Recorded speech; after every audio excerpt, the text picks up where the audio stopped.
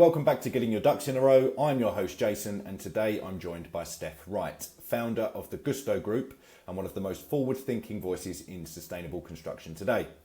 Steff's journey started as a teenager on site and in the DJ booth, and today he leads a group of companies focused on building homes, communities and systems that genuinely work for both people and for the planet. In this episode, we talk about what true sustainability really looks like in practice, Gusto's transition into employee ownership, the benefits of hemp construction and AI, and why the UK planning system needs a serious rethink. There's also a deeper message here about leading with values, focusing on legacy, and why long-term thinking is the real disruptor in the built environment. Enjoy. Steff, good morning. Welcome to the show. Morning, Jason. Very pleased to be on. Thank you. You've gone from being a teenage DJ to leading one of the UK's most forward-thinking sustainable development groups. Can you take us back to the beginning and share how that journey unfolded? That is quite a long journey and a lifetime ago, to be fair. But I started out, I left school without any qualifications at 16.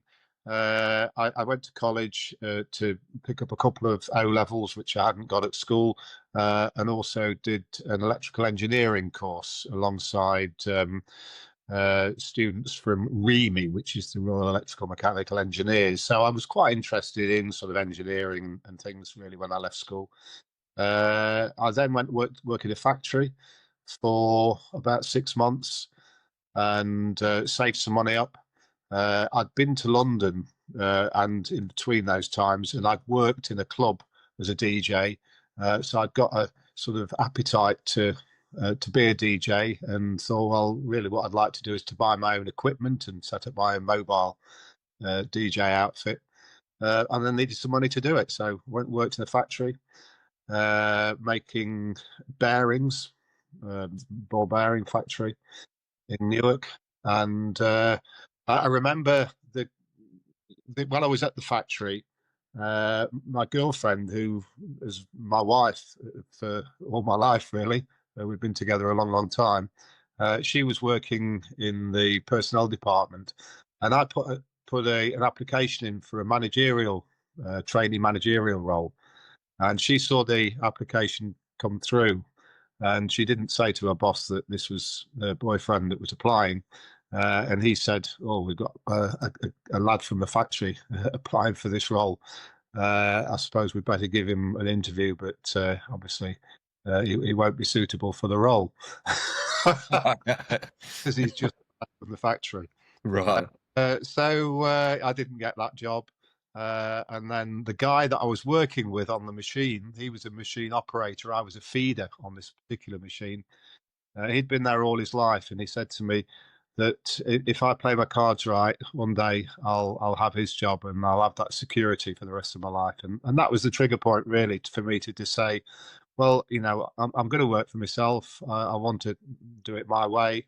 And that was the last job I ever had. So I packed the job in. I bought some DJ equipment. I started mobile DJing. At the same time, I went back to college and did a 2-year building diploma so that I could educate myself around a profession that I was interested in. And that was it. I didn't do very well at college because my DJing went quite well. I was out 5 nights a week DJing, and most mornings I was asleep rather than working hard. But yeah, I mean, that's how I started off, and it taught me business. I'd never learned business at all, really, and you don't learn business at school. You don't learn how to manage money at school.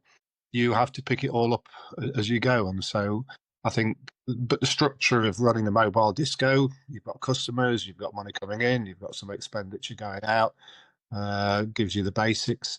And then when I finished college, I started doing a bit of job in building, doing start with sort of small extensions for people and little jobs. And I had a group of friends who were all in the building trade, and they were more hands-on in terms of their skills.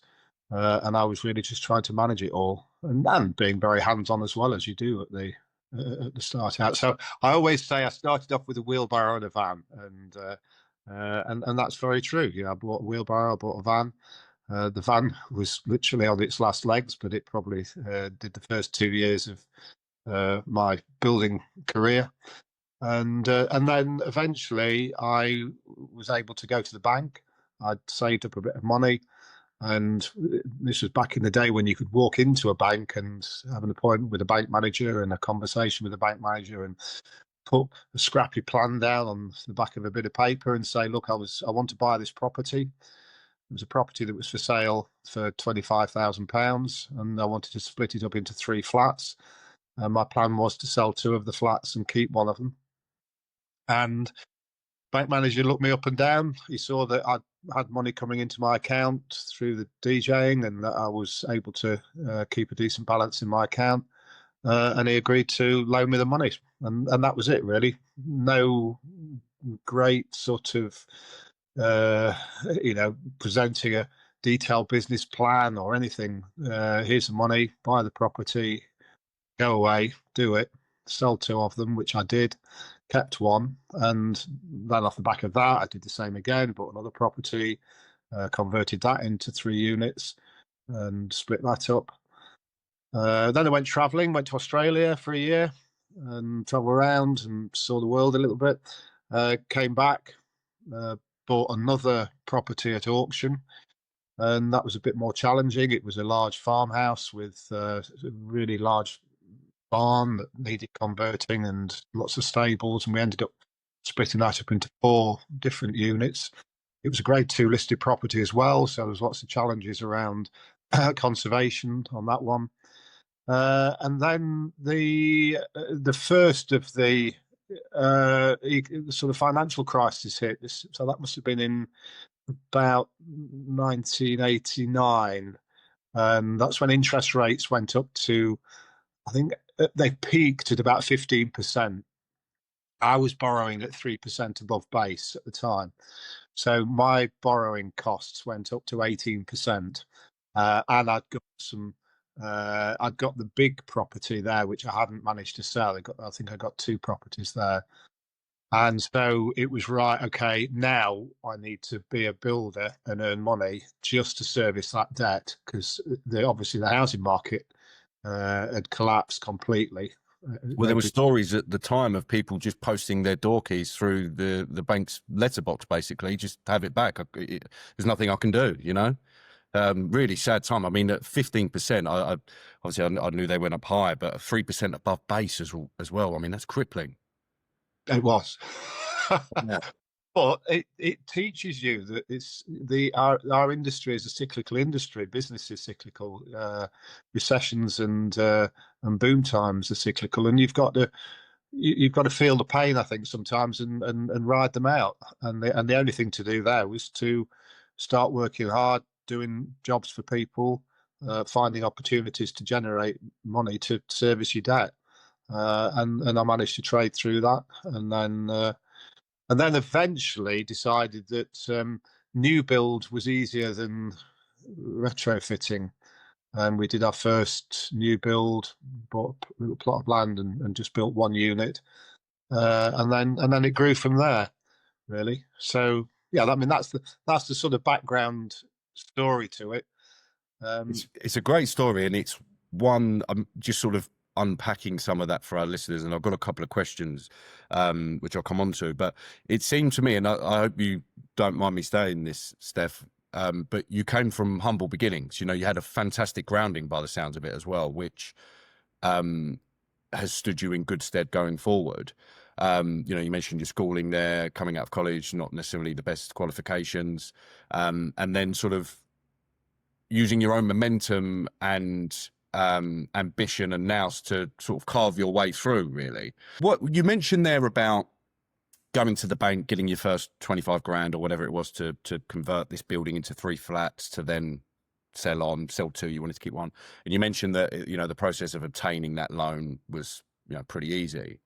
Nowadays, it's obviously a hell of a lot harder, right? To get any money, to borrow anything is exceedingly difficult now.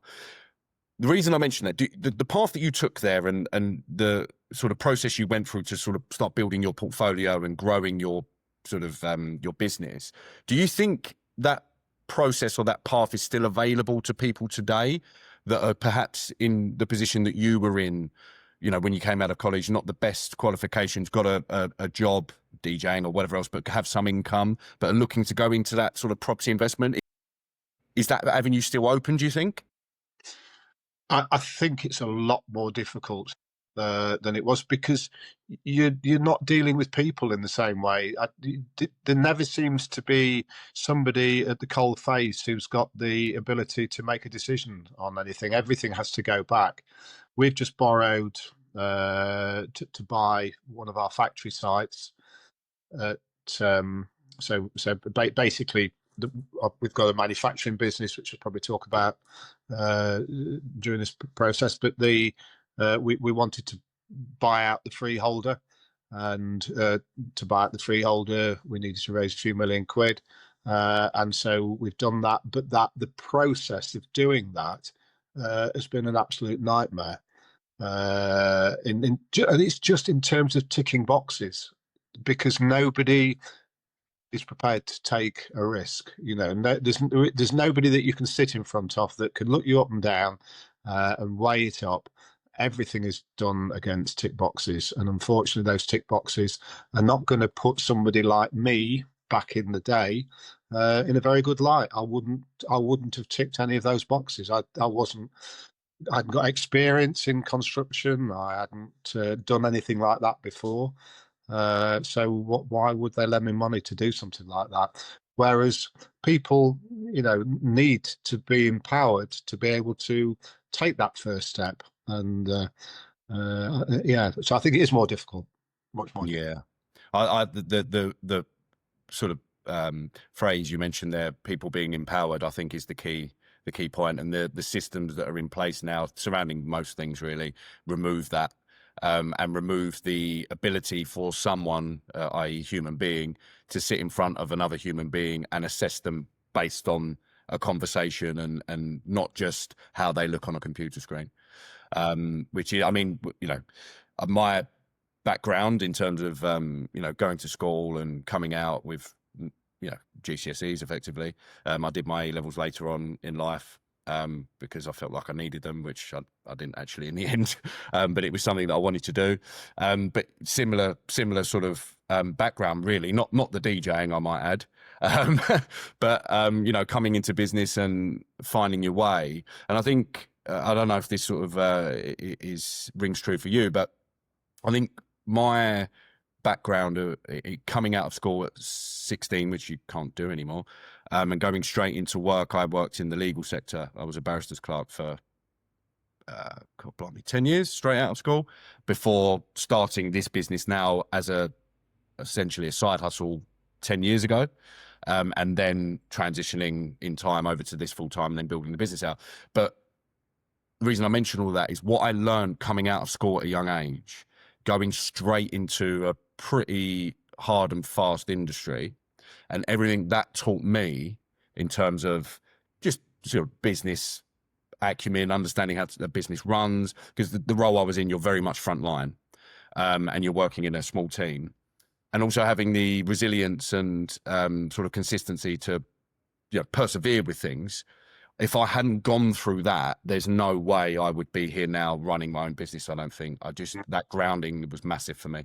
And it sounds like similar, albeit slightly different, jobs or roles or whatever, but it sounds like that was the same for you. It's about learning to fail, and I think that's what you have to do. You have to make that leap and start to do things where the failure is not going to kill you, but you'll feel the pain from it.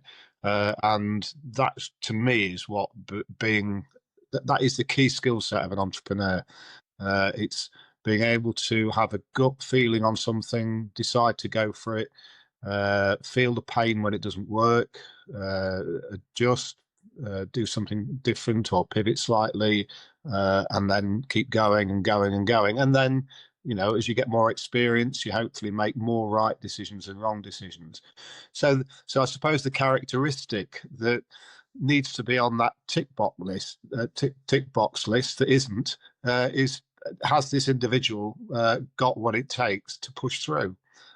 Because actually that's almost the most important characteristic that you need to succeed. Absolutely. And I think that also reinforces the point that we were discussing earlier, that I don't think you can confine that to a question on a piece of paper and a tick box. That's something that you get from sitting in front of someone and understanding who they are, which I think is something that is missing in the processes that we've been talking about. Because that is, you're right, that is the key, or certainly one of the key things that you need as any business owner, entrepreneur, whatever, or in, you know, just professional, you know, if you're going to be successful, is the ability to keep going and the ability to fail, take it on the chin, learn from it, and not let it put you off from going again. I'll tell you a really quick story. Apprentice bricklayer I had many years ago. I gave him the works van to use under strict instructions that he was not to use it for going out. Of course, what he did, he went out in it with his mates, smashed it up on the way back from the pub. Many years ago this was, and after that I sat down with him. I said, look, Daz, you've got two choices here. One is you just do a runner and pack your job in and leave us in a mess because you're not going to deal with it, and the other way is you carry on working and you pay back for the damage you've done, because I couldn't get it on the insurance. And he made the decision to stick with us, and he's still working for us. So you know, I think people have choices to make in life, and you've got to make the one where you face up to your problems and work through them. So I think it's the right decision, not necessarily the easy one. And in my experience, the right decision 9 times out of 10 is the hardest one. But sometimes you just got to back yourself and go for it. That's right. So Gusto Group, your business it's been ahead of the curve in terms of sort of eco home sustainability. What inspired that early focus, and how have your developments evolved with the climate agenda? Well, if I go back to my DJing days, I think one of the things that I did is I used to get home very late at night, and I'd put BBC Two on, which was the Open University. So I got into listening to a lot of Open University content, and there was a lot of Open University content around sustainability. And then in the early 90s, the Rio summit took place, which was the first of the COP summits. And so there was then, I would say that 99% of people were not aware of it at all. But because I was watching these interesting Open University programs, I got a little bit more visibility on it. And I got an enthusiasm to try to build houses in a slightly different way. By this time, we'd done a few small developments, and then I was just bought a piece of land, or I was in the process of buying a piece of land off a farmer to build 22 properties. And there was some complications with the land in terms of an uplift clause on it. And so I approached the council and I said to the council, look, the uplift clause you've got on this piece of land isn't particularly fair. They bought the land on a compulsory purchase order off the farmer, and then they'd sold it back to him with this restricted covenant on it. So it was a little bit unfair. He wasn't happy about it, but the outcome was that once we got residential planning on it, the council were going to get a windfall. So I went to the council and said, look, instead of taking that windfall, why don't you subsidise me to be able to build to a higher specification, and I'll deliver eco standard houses on this site. We'll innovate on this site. And the initial feedback from the council was quite positive. So I spent about 6 months doing a lot of research, looked around Europe for best practice, who's doing what in terms of increasing the levels of insulation. At the time, we were just building with 50 mil cavities. and we ended up putting 150 mil cavities in there. At the time, there was no wall ties that you could get hold of in the UK that were going to be suitable, so we'd got to source those from abroad. So there was a lot of research we had to do. We were wanted to put solar thermal on the houses. We were looking at the orientation of the properties. So everything that makes sense in terms of people that understand how to build energy efficient properties now. It was very much in its early days. And there was a couple of projects near me which were quite interesting, called a development called the Hockerton Housing Project. It was 5 earth shelter properties. So some guys were going through the process of getting planning for that. So I was also seeing what they were doing, and I was thinking, right, what I want to do is try to do what they're doing, but do it in the mainstream. Theirs was very sort of eco, 5 people, all eco enthusiasts wanting to build these houses, mainly underground, sort of cut into the hillside. And the council came back to me and said that, unfortunately, much as they loved the idea, they decided that they couldn't finance it at all, and they wanted their money. So I was then in a position where I'd got to make a decision. Do I carry on with this, knowing full well it's going to cost me more to build to a higher specification than it would just to build to building regs? And by this time I'd gone so far down the road, I thought, well, let's just do it. And what I've now got to do is I've got to make sure it makes commercial sense. And in some ways, much as that was a very painful few weeks, because I distinctly remember it, I worked through that, and it made me look at every decision in terms of specification and ask the question, can I sell the benefits of this? I was really lucky that I had an elderly guy called Walter who wanted to buy the first plot off plan, and I hadn't at that point completely set the specification, and I hadn't also set the price. So I'd sit down with Walter and I say to Walter, look, if I put solar thermal on it, do you see value in that? If I put rainwater harvesting into these properties, do you see value in that? And Walter was enthusiastic about everything. So so I did a few talks at the time called "Will Walter Buy It?" Interestingly, Walter moved into the property, loved the property. Unfortunately, he died a few years later. His son lives in another one of our properties now, and his granddaughter lives in another one of our properties now. So, as a family, they're on the 3rd generation of people that have bought properties from us. So we must have delivered exactly what Walter wanted. Well, that's all the testimonial that you need, really. I think, Steff, 3 generations of family, living in your homes. Is it so? The developments that you're building and dealing with, are they all the sort of mandate and the backbone of them? I appreciate sustainability now more than ever is such a big topic and there's a big drive for it in the construction and built environment industry.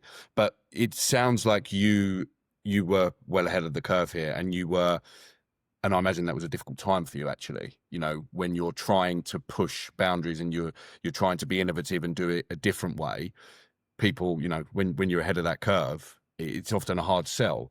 But as you've grown and you've stuck to your guns, and the world has opened its eyes now and is embracing more of it, are all of your developments that much more ahead still of everyone else's in terms of the eco-facing and the sustainability elements they have? We've got, I think, 4 standards that we benchmark ourselves against. So we made a decision that 50% of the properties we build need to be to our eco excellent standard. So we do some properties that are basic building regulations. We do some contracting work for councils, and so there are some stuff that we do that I would say are fairly mainstream. Probably of the properties we're building at the moment, we're looking at a very small percentage. It might be 10%.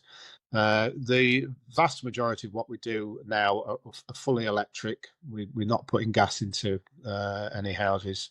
We haven't done for a while.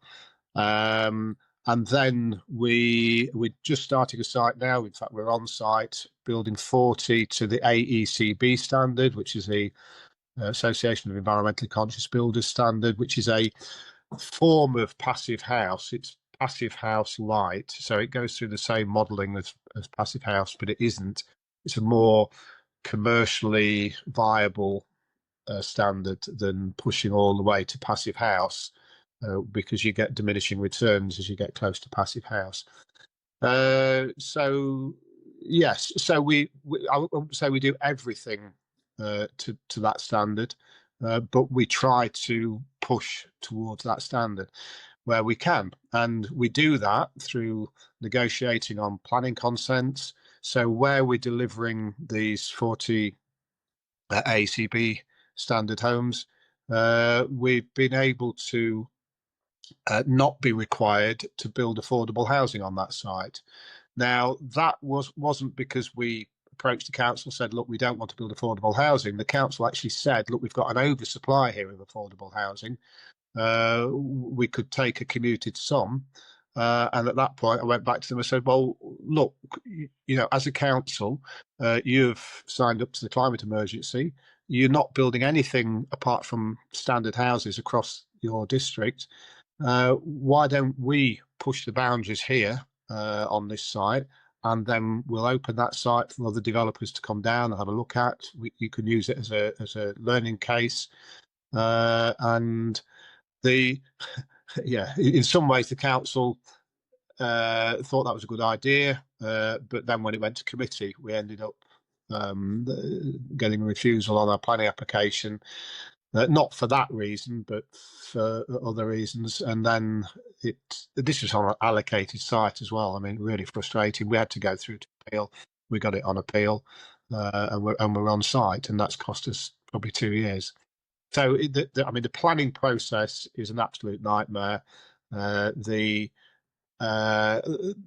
understanding of delivering to a higher specification is so, there's only a few people within councils that really get it. So what we do is we try to find sites occasionally where we can really push the boundary. The development I live in is on the edge of the Lincolnshire Showground. We did a deal with the Lincolnshire Showground, who were the landowner, and through that we've built 30 houses on this site that are way beyond the building regulations. And the concept here was to try to build houses and a community where the houses virtually needed no central heating system. So these houses have got infrared heating panels rather than a full-blown central heating system. They've all got a decent amount of PV on the roof. They have a power diverter that diverts any spare power into the hot water cylinder. So we're using the hot water cylinder as a battery. Really, that's our energy store. We've got a lot of thermal mass in the property, so the properties are very stable in terms of internal temperatures. We've got heat recovery ventilation systems in the houses, heat recovery waste systems on the showers, and because obviously triple glazed windows and super insulated structure. So all in all, you've got a house that really almost doesn't need a heating system, but the infrared panels deliver that bit of heat that you do need in the depths of the winter. So yeah, that was really the aim of this site, and we've opened this site up to visits from all sorts of people. So it's about sharing knowledge as well. We're not trying to compete with anybody. Yeah, absolutely. You mentioned there, Steff, and this is a common theme that, I mean, it's generally well known in our industry, but it's something that comes up. It wouldn't be surprised to anyone listening, really. The planning process and the inefficiencies, etc., inefficiencies of it. But you raised a point there that I'd just like to mention. The difficulties you've had with planning officers or processes or councils, whatever.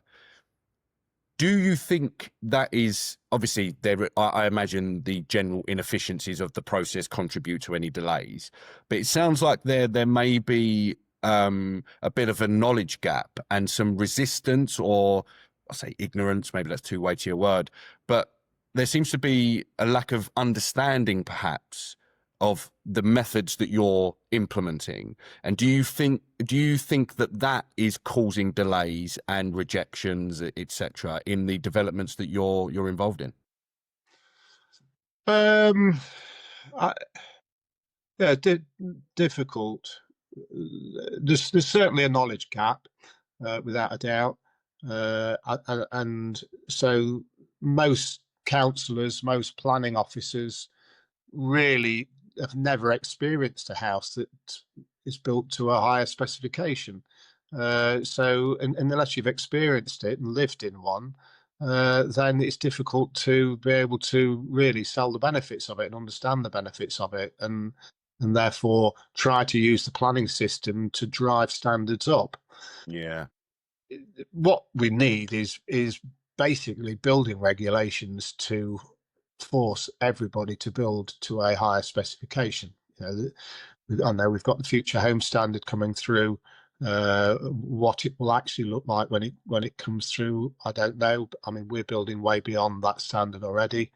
We've got to also obviously start to look at the embodied carbon in the whole building process, which is something that we didn't massively look at. Certainly when I did the development next to the Lincolnshire Showground, we used, for 18 of those properties, we used ICF construction, which is the concrete, you're pouring the concrete down the cavity, building with the polystyrene blocks.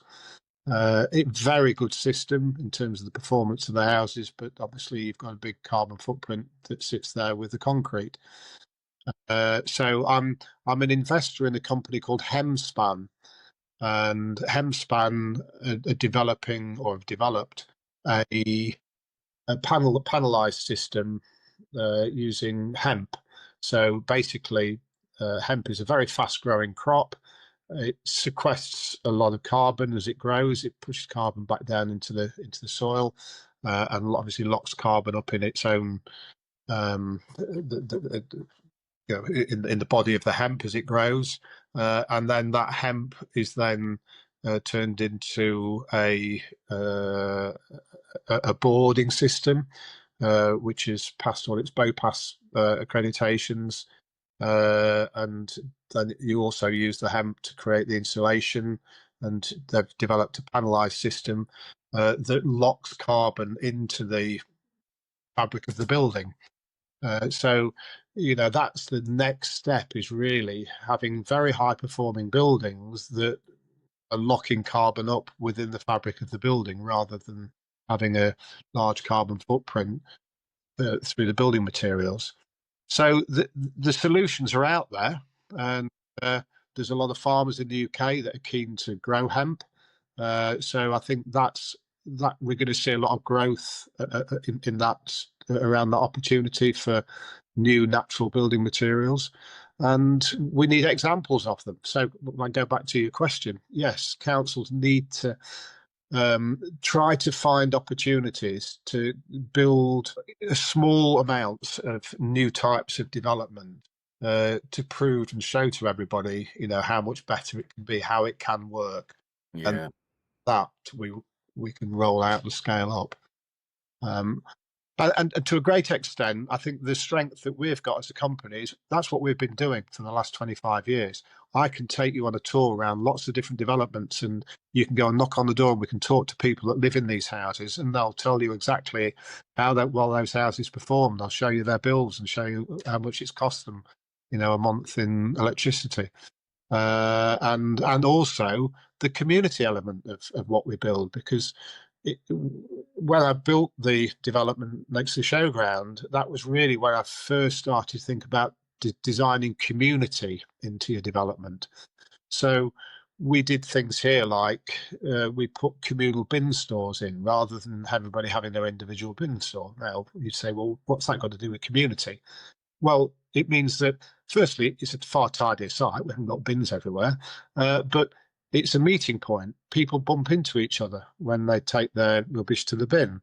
We put allotments on the site. It's just not big allotments, but small allotments. So every household has an allotment, so people can meet up on the allotments. So you get a sense of community. We didn't put driveways in the way the houses were designed. It was very much like an old terraced system. And again, people meet up with each other, see each other. So it's about creating community. We create a resident-owned management company. So then people, are interested in we've got 5 acres of woodland on this site. It is a wonderful site. But the management of that woodland, the responsibility of it sits with the residents. So again, it comes back to empowering people. So you've got to design developments that empower people to look after the community, look after their environment, and that makes their lives better than just living in a typical executive housing development where they're not designed for people to bump into each other and meet up with each other. People just go back and everybody's living a far more insular life. So we're right, and this is I apologize for this in advance because this is very cheesy, but you're not just building homes, you are building communities and actively looking at that as something that is imperative in the developments you're doing. That it's not just there's 50 homes on this development, how many can we get in to increase our profits? Obviously profit is a thing in any business or industry, absolutely, and we're not denying that, but how can you bake in the benefits of a community, giving people responsibility and empowerment, and then allowing that to make their lives better? I think that's a fantastic approach to property development, and actually it's one I think is lost and is replaced by profit and project management and timescales and getting stuff done. I mean, it had this Mr. Starmer's message to property developers to hurry up, basically, or face the consequences, isn't necessarily a massive conducive to building communities, really, is it? Because that takes time. But it's refreshing to hear, and you're in the same way as you're looking to build communities for people, you're also looking to build more than a business, because I know that you've made the bold move of transitioning Gusto into an employee ownership trust. For our listeners, what is an EOT and what drove that decision, and how is it changing the culture and direction of the business? Okay, I'll just take you on a little bit more of a journey with our Gusto Group business to sort of tell you what that looks like now. So from just doing construction, we then set up an architect's practice called Studio G. In 2010, I'd also got a business called Free Rain. We were selling free rainwater harvesting systems. So one of the technologies that we used very much in the early days, that first development I talked about that we did in the 90s, we put rainwater harvesting systems in there, and we grew our free rain business. And I was bringing big polyethylene tanks in from Germany, and thought, well, I should be manufacturing these in the UK. So I started using a company called Rototech, a rotational molding company, to make my tanks for me. And unfortunately, after probably a couple of years of working with them, they got into financial difficulties, and they were about to have to be wound up. They've got 40 staff. They've got some really, really good engineers. They've got some great machinery, but they just they weren't very good at the commercial side of running the business at all. So I ended up buying that business out of a pre-packed deal, TP'd all the staff over. That nearly made me go bust, because trying to take over a manufacturing company that you knew nothing about was quite a challenge, especially if you ever do get into the situation where you take over a failed business. You quickly realise that you have to pay everybody on pro forma, so all our outgoings, and our cash flow was an absolute nightmare for a period of time. But we mortgaged the house, we borrowed money off friends and family, and just tried to keep it going. We managed to turn it around, and now the Rototech business employs 130 people. We've got 2 factory sites now, and we manufacture all sorts of products. We're the world's biggest manufacturer of sailing dinghies. I make all the sailing dinghies for RS Sailing. We're making stuff, the laser. We make all furniture. We make oil storage tanks. We make all sorts of different products. So the reason I tell you that is we've got 3 companies that sit within the Gusto group. It's a rotational molding company, it's the architect's practice, and our construction.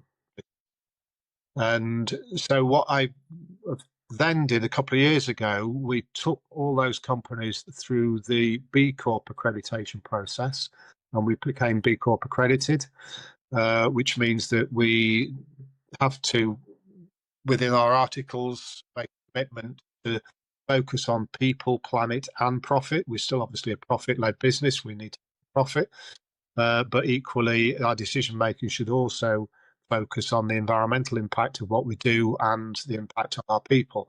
And going through that process got me interested in what do I do next with my business. And I'm reaching. I'm 63 years old, so I'm thinking, right, I've got 4 kids.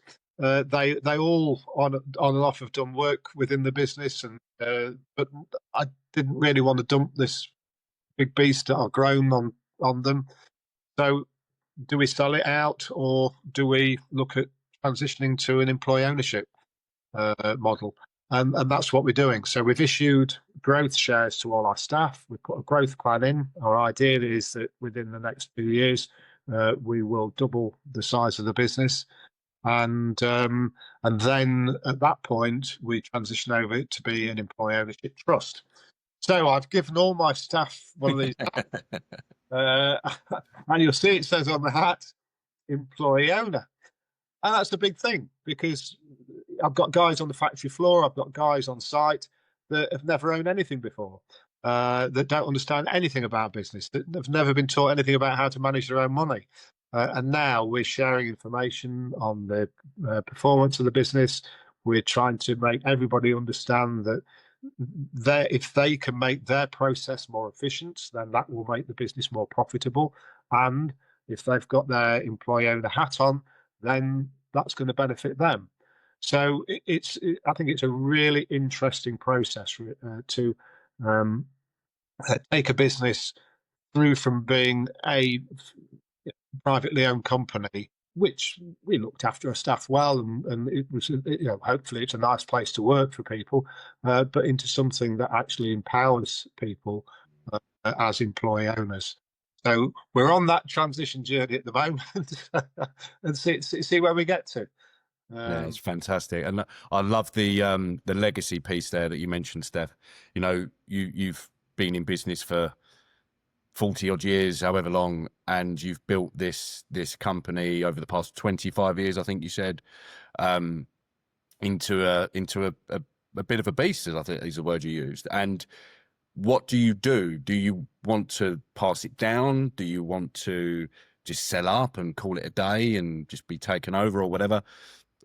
But the EOT route is a great way of preserving that legacy and actually allowing the business to grow once you step away, which I think is let's say the ambition of every business owner, but it's certainly on every business owner's mind.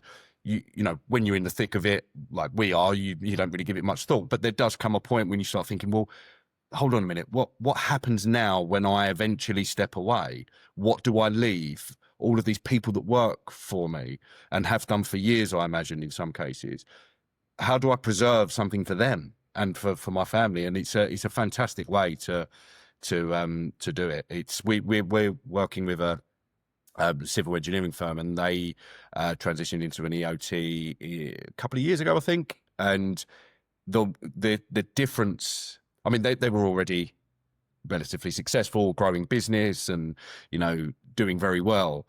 but the culture shift and the benefits that it's brought about, and you talk about that accountability for staff and changing the way they think about the business and their role within it, has been huge for them. Absolutely. I mean, it's the growth of the business is increased massively since they've become an EO2. It's been brilliant to see.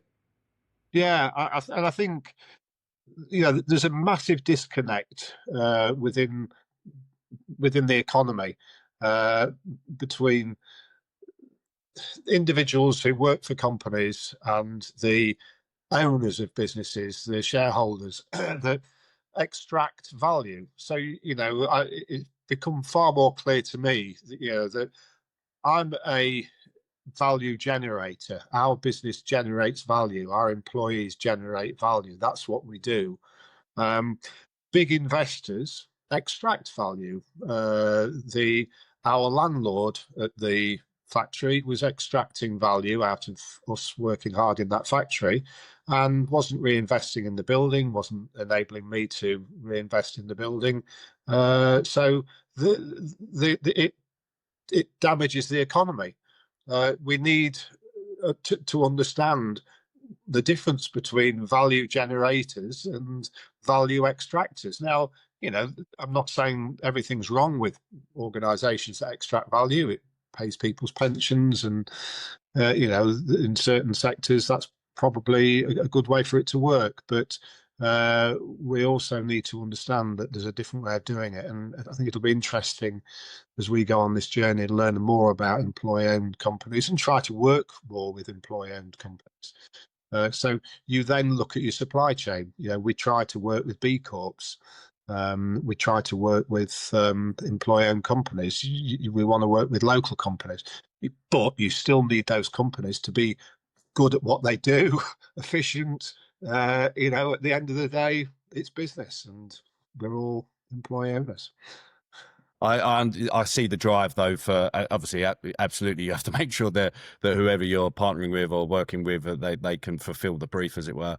But having that, you know, working with businesses that have a like-minded culture, it just helps the relationship, doesn't it? You can achieve far more by partnering with businesses that have the same outlook, structure, whatever as you do than otherwise, I think. Yeah, I think if you walk into a room and you understand each other's mindset to a great extent. So yeah, another business sector that I'm involved in is now plant-based food. So I'm an investor in a business called Bosch, BOSH. You'll see them popping up everywhere. We're just about to launch into Tesco's. We're going to be all over the place. So Bosch is one that's popping up, and we're basically the mission is to put more plants on people's plates. So it's healthy, plant-based food, and again, it's part of the solution to the climate and biodiversity crisis. You know, we've got to look at our food system in the same way as we've got to look at how we build houses and build communities and manufacture. So we're investing massively in terms of our manufacturing machinery to transition away from using so much gas to using a different type of process that is basically an electric process for rotational molding. And we're innovating with that, and we'll cut our energy costs down by probably 60-70% through doing that. You know, that same innovation is there through everything that we get involved with, and we're trying to create some of the solutions to the problems, because those solutions are business opportunities, and the government needs to understand the massive opportunity that there is for the UK if it starts to get absolutely aligned behind this transition to a clean energy economy. It's not a burden, it's not a cost, it is an opportunity, and I think that's the trick that is being missed. And unfortunately, the reason it gets missed is because the lobbyists tend to be the lobbyists that are lobbying for business as usual, lobbying for the fossil fuel industry, lobbying for the fast food industry, lobbying for the meat industry, lobbying for very established industries that have got money and want to maintain their position. And we need, and they tend to be the value extractors rather than the value generators. So we need to empower the value generators right through from the startups, going right the way back to the start of this conversation. You need to identify those people that have got the wherewithal and the drive inside them to be able to grow their first little business, because they will be the value generators that will employ people and create wealth in the future. Steff, that's a great segue into looking at the future, which is something that I would really, and I think our listeners would appreciate your insights on. What do you see as the biggest opportunities and risks for the future of sustainable construction in the UK? I think the biggest opportunity for business in the future, and the biggest change, is going to be driven through artificial intelligence. So as a company, we're embracing artificial intelligence. We've just sent out a commitment to all our employees that, and we're training everybody in terms of getting them to use AI in what they do, and looking at their processes, and seeing how we can basically put a Gusto Group AI brain within the business. So much as some people listening to this will think, hang on, AI is this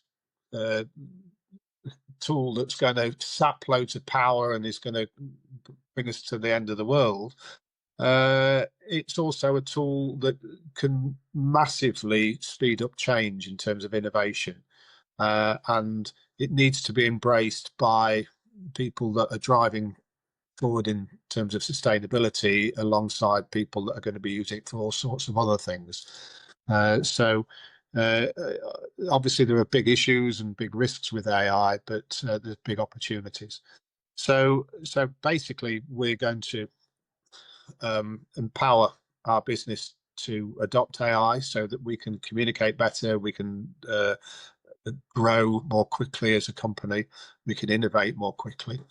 I think that the big challenge with transitioning to low carbon buildings is, well, the biggest challenge is obviously the existing housing stock and the existing building stock, because that is more complicated in terms of retrofitting. The transition for new build is just down to needing legislation to drive it. The PLC boys don't want to do it. They've never wanted to do it. I've seen that for the last 30 years, how they lobby against it, and they'll continue to do that. So the government just needs to understand that, and understand that that lobbying is just to protect their position. It's not based on the fact that those solutions aren't out there. It does cost more to build to a better specification, of course it does, but that investment delivers returns to the people that live in the houses, and it delivers environmental returns, which are, you've just got to lock that in once. The frustration with having to retrofit the old housing stock is that a lot of that old housing stock is now only 10 years old. So 10, 20 years ago, we could have been doing this. And now we're going to have to retrofit. And now it's much more expensive to retrofit those properties. So, yeah, so there's lots of challenges out there. And it's a time to be bold. And that's exactly what we need to do. We need to see innovation. I'm working on a project at the moment looking at the tiny homes movement. So I don't think that the traditional housing delivery model is ever going to deliver 1.5 million homes over a 5-year period. It just does not work. And even if you got the planning right, the economics around it do not work. So you need to look at other models. And the tiny homes, we haven't talked about tiny homes, but tiny homes are basically fancy looking mobile homes. So we're talking to a company that are building those along a passive house model. So using natural building materials to build these homes. And there's a great opportunity for people that are downsizing, people that are wanting to live a more minimalist lifestyle, and people who are wanting to get onto the housing ladder to live in a different type of environment. So we think that there's a big opportunity for new developments of tiny homes with communal facilities that will generate value, and it will actually generate economic activity. So one of the things the government is keen to do is obviously to try to get the economy moving in the right direction, and the housing market can play a big part in that. But the housing market won't deliver 1.5 million new homes, so we need to think outside the box and look at other ways to deliver those homes. And I do think that the tiny homes solution could be a big part of that solution. So I think there's some interesting stuff. We've just got to think differently. Yeah, and I think Folks the one of the things you said there about embracing innovation is key, and I think as a sort of general rule or trend with this country, you know, the UK, its economy, there's always, and I think this is a human trait rather than a you know, a sort of a trait of our economy and people, but there's always been a resistance to change. And you know, as humans, generally speaking, we don't like change, you know, it scares us. But I think with the innovation that we have coming through, paired with the need to do something from an environmental aspect, we have to embrace it and use it to make good, and to deliver the change that we drastically need. And I think the sooner, I think a lot of it, as you would expect, comes from government, and it all comes from the top, right? And I think government has a big role in pushing for innovation and making the economy conducive to accepting it and it flourishing. And I think once we get that balance right, and once people feel comfortable that we can use it to make good change, you will see people embracing it. But until then, with messages coming out like, you know, we mentioned earlier about, you know, get on with it or face the consequences, and the planning just being all over the place, and even if you got that right, you're never going to meet the 1.5 million being said. There's so many factors here, that so many things that need to be put right for it all to happen. But ultimately, I think that for that to happen, there needs to be a drive to embrace innovation and change. And until we get that, that's going to be the only motivating factor that gets everything else in place, I think. Yeah, no, I think that's exactly true. And politicians putting out around net zero is not helpful for anybody. You know, we need to understand the opportunities around this.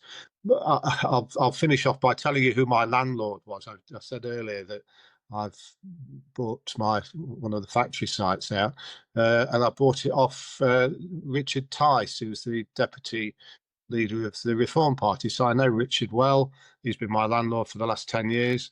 And but for me to invest in that site, I don't want him as my landlord anymore. So I've had to raise funds to be able to buy the property from him. And you know, when that site sits in the middle of Nottinghamshire and Lincolnshire, which are now both run by Reform, and much as we do need reform, we need to reform things. We also need to not reform it for the extractors, the value extractors. That's not reform. What we need to do is we need to empower our communities by building communities in such a way that people can interact and support each other, so that we've got far better empowered communities. We need to empower our workforces. I'm not saying everybody should go to employee ownership model, but you know, we need to really you know, connect with our workforces to make them feel far more empowered, not just feel it, but get some benefits from their labour, and so we need to obviously empower the innovators to innovate and encourage change, because that change has got to happen, and it's got to take us in the right direction, not just continue with business as usual, because business as usual is not working. Yeah, Steff, that's let's bring it home. That's a great way to finish. Having you on and sort of listening to you and having the benefit of being able to sort of discuss your insights and things like that, and hearing about your journey and your drive to be part of the solution has been truly inspirational. And thank you for sharing all of that with us. We really appreciate it. Where can our listeners find you, Steff? Where Gusto, your personal accounts?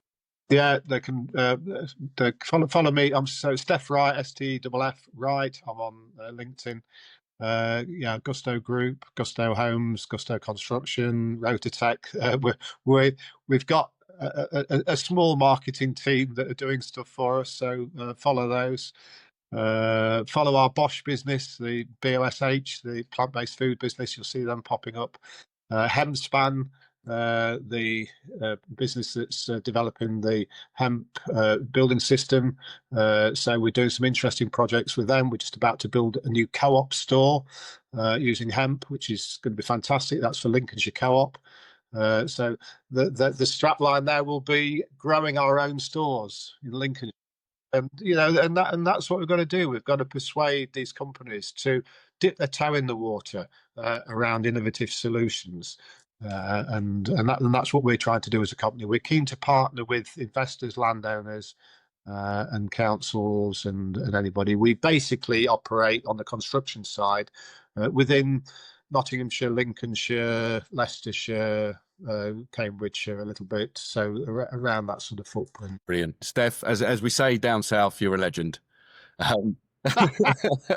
Thank you very much for your time. Thank you on behalf of our listeners as well for sharing your insights and your journey today. And I hope we speak again soon. Cheers, guys. Cheers, Steff.